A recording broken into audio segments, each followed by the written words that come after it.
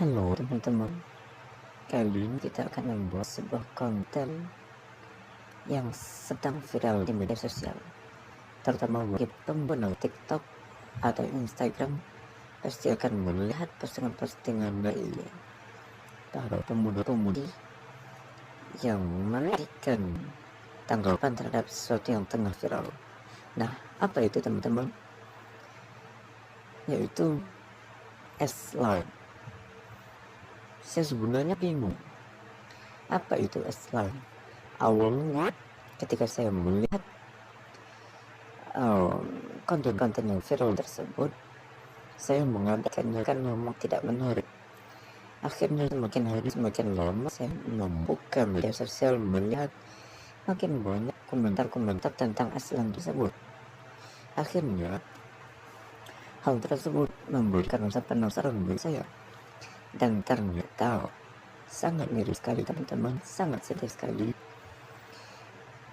Yang viral tersebut merupakan sebuah konten yang diadopsi atau yang diambil dari sebuah film drama Korea, yang mana inti dari trending tersebut menampilkan sebuah garis merah di atas kepala. Apa makna garis merah tersebut? Nah, dari berbagai video atau konten-konten yang saya temukan, akhirnya saya menyadari bahwa garis merah yang ada di atas kepala tersebut, seberapapun jumlahnya, seberapapun banyaknya, itu melambangkan, memberikan bakal atau seolah mengatakan kepada kita bahwa orang tersebut telah melakukan hubungan yang tidak wajar dari jumlah garis merah yang ada di atas kepala tersebut. Nah, bagaimana hal ini bisa terjadi? Bagaimana hal ini mendapatkan reaksi yang cukup banyak dari kalangan konten kreator yang lain, terutama dari kalangan konten kreator yang backgroundnya adalah konten dakwah?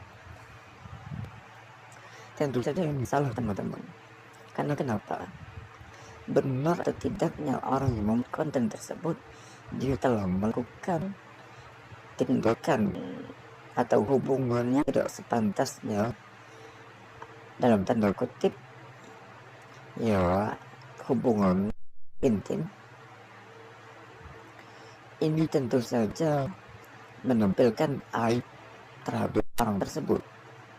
Benar atau tidaknya ketika dia telah membuat konten tersebut, tentunya orang-orang di sekitarnya, orang-orang yang melihat konten tersebut, baik itu satu dua orang, puluhan, ratusan, ribuan, bahkan puluhan ribu, atau bahkan ratusan ribu, atau bahkan sampai jutaan, tentu saja ini akan membuat orang-orang yang melihatnya akan berpikir negatif tentang dia. Dan ini tentu saja telah memperlihatkan, telah mengeluarkan, telah mengungkap aibnya kepada orang lain. Apakah salah? Tentu salah.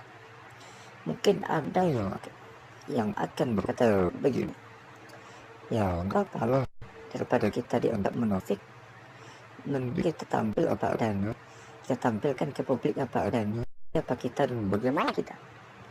Orang yang akan menyukai kita, ya tentu saja akan tetap menyukai kita. Orang yang tidak menyukai kita akan tetap tidak menyukai kita, bagaimanapun kita menampilkan ciri dari karakter kita yang sebenarnya. Nah, ini merupakan perkataan yang salah, teman-teman. Kenapa demikian? Karena agama kita adalah agama yang bersih, adalah agama yang menjaga dan memelihara aib-aib penganutnya. Dan tentu saja di balik ini semua ada perintah dan larangan, ada contoh yang telah diajarkan kepada kita, ada perintah yang telah Allah firmankan dalam Al-Quran, kemudian didakwakan oleh Allah kepada para sahabat, kepada para umatnya kita yang ada saat ini. Allah yang maha pemurah, Allah yang maha pengasih, maha penyayang, telah menjaga aib kita dengan baik-baiknya, telah menutupi aib kita dengan serapat-rapatnya. Tujuannya apa? Tujuannya biar kita tidak dipandang buruk oleh orang lain. Cukuplah Allah yang tahu bagaimana keburukan kita. Cukuplah kita dan Allah yang tahu bagaimana kesalahan kita, bagaimana dosa-dosa kita, bagaimana maksiat kita. Cukuplah Allah dan diri kita yang tahu. Tidak perlu orang lain tahu. Ini merupakan sebuah aib, ini merupakan sebuah dosa yang harus kita tutupi. Nah, lantas bagaimana logikanya ketika Allah yang Maha Pemurah, Allah yang Maha Penyayang, Allah yang Maha Pengasih, yang mana Allah dengan kekuasaannya mudah-mudah saja membeberkan, mengumbarkan aib kita kepada manusia lainnya. Itu sangat mudah sekali bagi Allah. Lantas kenapa kita yang harusnya menutupi rapat-rapat aib kita, malah kita mengumbarkan kepada orang lain, malah kita sendiri yang mengumbar aib kita kepada orang lain, biar orang tahu bahwa kita ini kita begini, kita begitu. Ini sangat tidak wajar, ini sangat tidak pantas, dan stop menormalisasikan hal yang seperti ini. Nah teman-teman, yang paling menakutkan adalah ketika nanti di akhirat Allah memperlihatkan aib kita kepada hamba-hambanya, kepada semua makhluknya yang ada di akhirat kelak. Itu yang paling menyakitkan teman-teman. Maka daripada itu Allah memerintahkan kita untuk menjaga aib-aib kita. Selagi Allah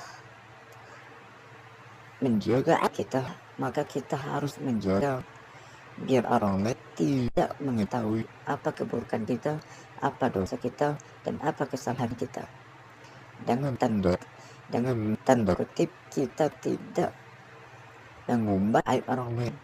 Nah ini lagi kita tidak mengumbar aib orang lain, maka Allah akan membukakan aib kita kepada orang lain. Nah inilah yang membuat konten ini viral, konten ini banyak dicerca, konten ini banyak dikritik oleh orang-orang, terutama yang memang background konten mereka adalah konten dakwah. Dan ini tujuannya baiknya teman-teman, biar kita tidak menormalisasikan apa-apa yang tidak wajar, apa-apa yang tidak sepatutnya untuk dinormalkan. Dan semoga kita menjadi orang-orang yang teliti terhadap apa-apa yang viral, kita menjadi orang-orang yang selektif terhadap apa-apa yang lebih viral, apa-apa yang telah trending.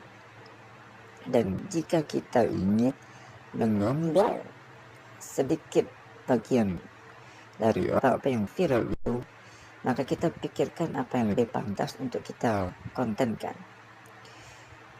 Tidak serta-merta kita ikut apa yang telah viral tersebut. Apalagi kita sebagai umat muslim harusnya kita korelasikan dengan aturan syariat agama kita. Bagaimana agama kita memandang sebuah hal yang tengah viral tersebut. Bagaimana syariat agama kita memposisikan keviralan tersebut sebagai sesuatu yang wajar, sebagai sesuatu yang baik, sebagai sesuatu yang pantas. Jadi janganlah kita menelan mentah-mentah atau mengambil mentah-mentah apa yang telah kita lihat, apa yang telah kita tonton, kemudian kita kontenkan. Nah ini yang salah, karena kita tidak tahu semakin banyak konten kita viral, ya segitulah orang akan melihat kita, segitulah orang akan mengenal kita. Ini bukan semata-mata di dunia teman-teman, tapi perhitungannya ada di akhirat nanti. Allah akan mempertanyakan apa yang tengah kita buat di dunia ini. Semua yang akan kita buat di dunia ini akan dipertanggungjawabkan di hadapan Allah Subhanahu wa Ta'ala.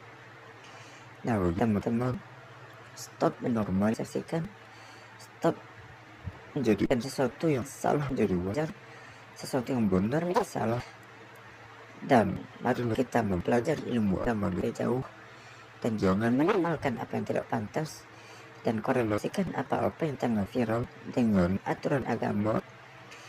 Jadikanlah konten viral menjadi sebuah konten dakwah, konten edukasi, dan tujuannya semoga kita mendapatkan kebaikan di situ, semoga kita mendapatkan keberkahan di situ, dan semoga kita mengambil manfaat untuk kita menjadikan sebagai nilai tambah di akhirat dan sebagai pemberi amal kebaikan kita di akhirat kelak, dan menjadi salah satu dari umat Nabi Muhammad SAW yang mengamalkan tentang ajaran Islam, yang mendoakan ajaran Islam, dan tentunya kita akan mendapatkan posisi yang lebih baik sebagai umat-umat yang terbaik, sebagai orang-orang yang ditempatkan di kalangan orang-orang saleh. Mungkin sekian saja, semoga bermanfaat dan tunggu konten-konten selanjutnya.